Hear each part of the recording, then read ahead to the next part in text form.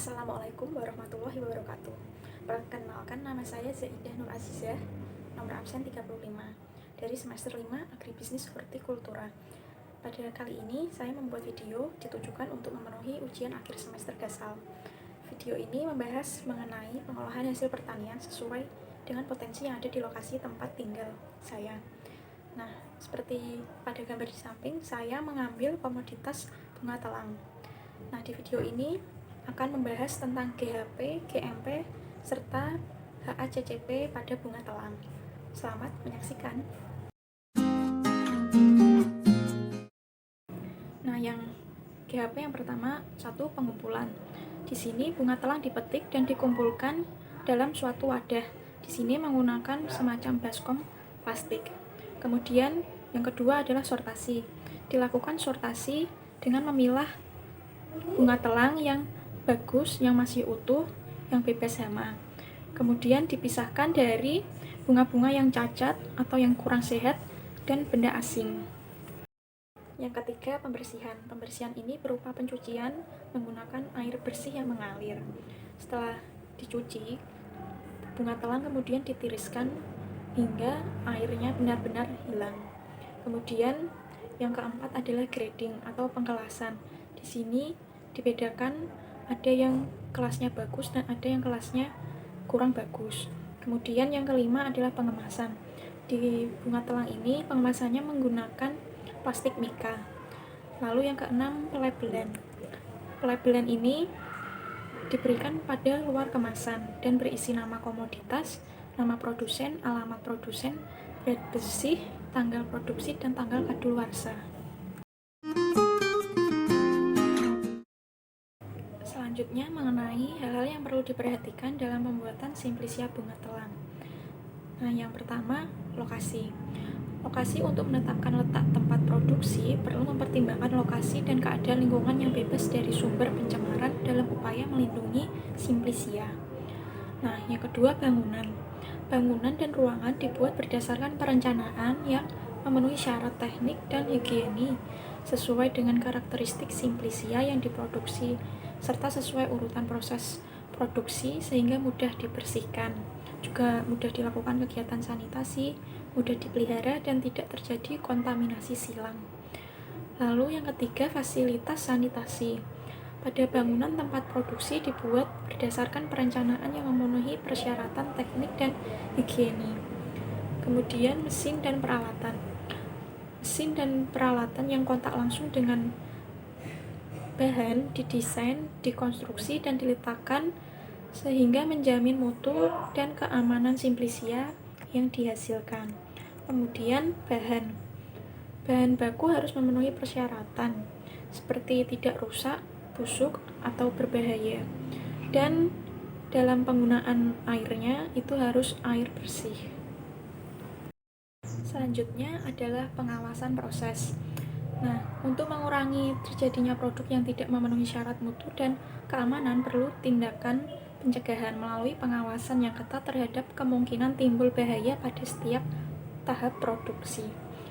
Lalu, produk akhir. Diperlukan penetapan spesifikasi produk akhir untuk memproduksi simplisia dengan mutu seragam yang memenuhi standar dan meningkatkan kepercayaan konsumen akan simplisia yang dihasilkan. Lalu, laboratorium. Ini untuk memudahkan mengetahui mutu bahan baku dan mutu simplisia yang dihasilkan. Kemudian karyawan.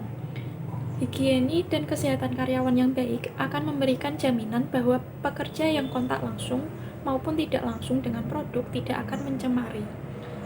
Kemudian pengemas. Penggunaan pengemas yang sesuai dan memenuhi persyaratan akan mempertahankan mutu dan melindungi produk terhadap pengaruh luar seperti sinar matahari, panas, kelembaban, kotoran, benturan, dan lainnya. Lalu label dan keterangan.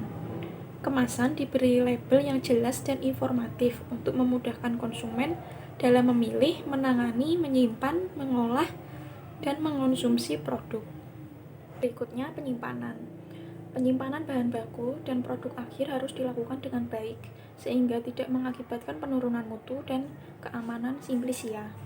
Lalu, pemeliharaan dan program sanitasi. ini dilakukan terhadap fasilitas produksi seperti bangunan, mesin peralatan, pengendalian hama, penanganan limbah.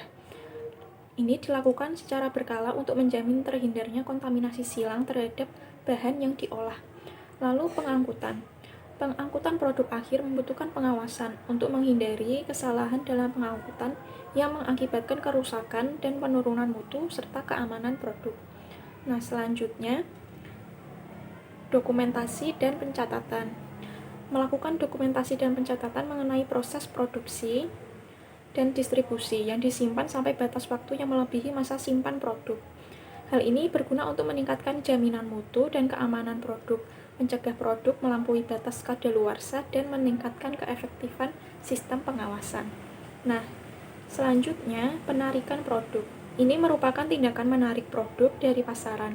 Hal ini dilakukan apabila produk tersebut diduga menjadi penyebab timbulnya penyakit atau keracunan. Selanjutnya, tentang pembuatan simplisia bunga telang sebagai seduhan teh dengan memperhatikan titik kritisnya. Nah, langkah yang pertama, bunga telang segar yang telah mekar sempurna dipetik pada pagi hari. Lalu, bunga telang ini disortasi untuk memilah kondisi bunga yang baik, seperti masih utuh, bebas hama, dari yang jelek. Yang ketiga, bunga telang hasil sortasi kemudian dicuci menggunakan air mengalir yang bersih minimal sesuai standar baku air, yaitu tak berasa, tak berbau, dan tak berwarna. Yang keempat, bunga telang yang telah dicuci kemudian ditiriskan. Selanjutnya, pengeringan. Sebelum dikeringkan, bunga telang harus ditata dengan benar satu persatu di atas alas atau tray. Bunga telang tidak boleh saling menindih satu sama lain, karena nantinya tidak bisa kering sempurna, malah bisa memicu tumbuhnya jamur. Kemudian bunga telang lantas dikeringkan menggunakan oven pengering pada suhu 50 derajat Celcius selama kurang lebih 2 jam. Bunga telang yang telah kering ditandai dengan mudah hancur ketika diremas jari. Nah, selanjutnya adalah pengemasan. Setelah bunga telang benar-benar kering, sebaiknya langsung dikemas dalam wadah kedap udara. Lebih baik lagi jika menggunakan silika gel yang ramah makanan untuk memastikan bunga telang benar-benar kering. Pasalnya, bunga telang bisa menjadi layu kembali atau tidak kering lagi jika disimpan terlalu lama dalam suhu ruang. Jadi, dalam pengolahan simplisia bunga telang ini, titik kritisnya itu terletak pada pengeringan dan pengemasan, di mana harus benar-benar ekstra hati-hati agar menghasilkan simplisia bunga telang yang benar-benar bermutu dan aman. Demikianlah yang dapat saya sampaikan. Mohon maaf sebesar-besarnya apabila masih ada kekurangan dan kesalahan dalam penyampaian serta materi yang saya sampaikan. Terima kasih, semoga bermanfaat. Wassalamualaikum warahmatullahi wabarakatuh.